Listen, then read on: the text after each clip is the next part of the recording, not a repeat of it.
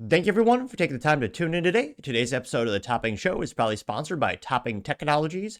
Topping Technologies is a IT value-added reseller and services company with a special proficiency IT security. Heck, I see their founder at least twice a day. Gotta say he's quite handsome and brilliant. He's me, you see, that's the joke. If you're an IT leader or business owner, you can reach out to the team at sales@toppingtechnologies.com. Also, still giving away a free flamethrower with every IT purchase with Picatinny rail adapter so you can mount it to any standard AR-15 like all awesome accessories can be. Go to toppingtechnologies.com and click the flamethrower button to learn more, or click the URL in the video description below. And lastly, try to get to 5,000 subscribers by the end of the month, so if you can click that button and tell your friends, I would greatly appreciate it. Now going over to the business part of the podcast, General Motors expecting to lose $4 to $5 billion over the tariffs. Now, this is brought to us thanks to Motor1.com, specifically one of the writers here by the name of Chris Smith. And I'm sorry, let me give a visual. I'll give you a visual disclaimer. You're about to see a General Motors vehicle, which is usually viscerally disgusting. So just a little heads up. You're gonna have to see one of their abominations. Here, I'll slowly scroll down so you see the truck. And here you can say, quote, nearly all of GM's tariff costs come from South Korea, Canada, and Mexico, but the automaker says it won't raise prices. Oh, darn. I guess we'll still have access to those high-quality General Motors vehicles. I can't say that with a straight face. Though, Ford has had more recalls this year than GM thus far. Here you can see the Chevy Silverado. Nothing says America like a Frenchman. Which, fun fact of the day, Louis Chevrolet was a race car driver that, founded Chevrolet with Billy Durant. They later bought back General Motors. But I partially digress, though I'm great for trivia nights.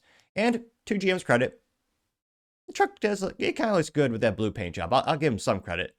Though, fascinatingly enough, the picture of the truck in this, article is one in which the truck is off-road. There's some rough gravel there. It looks like it's on the side of a mountain, perhaps, which I debate, could it actually get there? But I partially digress. Now, they say, quote, General Motors held its first quarter 2025 financial call. The event, delayed from April 30th to allow Trump administration to announce tariff changes, revealed GM will be out billions of dollars unless something changes. GM CEO Mary Barra expects, quote, tariff exposure to be between $4 and $5 billion, resulting from the Trump administration's latest updates. On the call, GM Chief Financial Officer Paul Jacobson said $2 billion comes from imports from South Korea. Jeez Louise. People forgot about Daewoo and all those other car companies, and I know GM imports a lot, but geez Louise. They say imports from Mexico and GM for account for another $2 billion, and extra $1 billion attributed to the, quote, indirect materials cost. With another tariff impact factoring in, GM's full-year EBITDA adjusted guidance fell to range between $10 billion and $12.5 billion. Although, all things concerned, that's not too bad, they claim. By the way, the current administration is going back and forth on tariffs. That could change all by tomorrow. Well, yeah, by the time this video is rendered and uploaded, it will probably change yet again. Now, they say, quote, this is Mary Barra, again, the CEO of General Motors. She says, quote, we look forward to maintaining our strong dialogue with the administration on trade and other policies as they continue to evolve, unquote, which, yeah, her job is very political at the moment in terms of, well, especially on earnings call, you have to be very careful what you say, obviously. But yeah, it's one of those things where, yeah, these CEOs can't make too strong statements because the environment is unprecedentedly, haphazard, and who knows what the tariffs might be by the end of the time I finish this sentence. So, yeah, hard to predict how it'll actually impact their financial statements and what kind of deals Trump might make. So, yeah, there's a lot of uncertainty. Now they say, quote, that's especially true considering General Motors isn't planning to raise prices on its vehicles. Well, I would also argue they're overpriced as is, but, that aside, they say that is the company isn't planning to additionally price increase based on tariffs.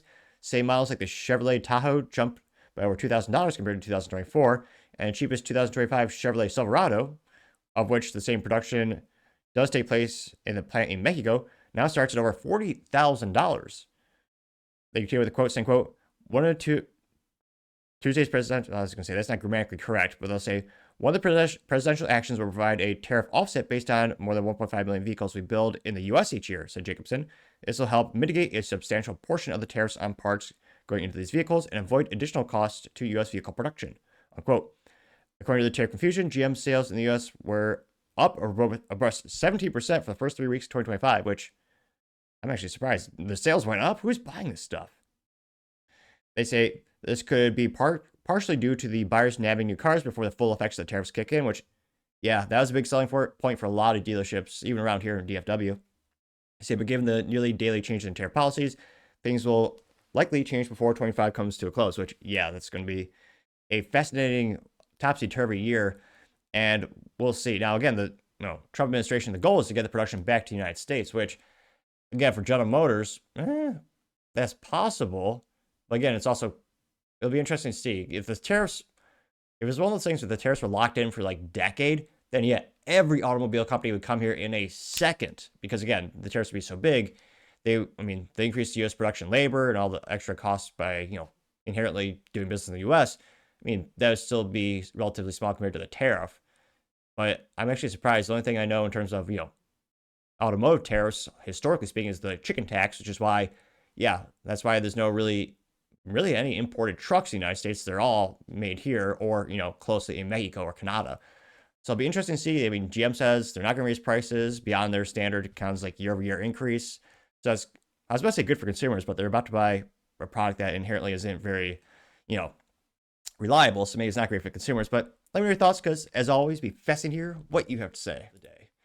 Thank you, everyone, for taking the time to tune in today. Again, try to get to 5,000 subscribers by the end of the year. So you can click that button. I greatly appreciate it. Also, give me a thumbs up, thumbs down, or a comment. It's a great way to give me some additional feedback, letting me know how I can make the show better and better.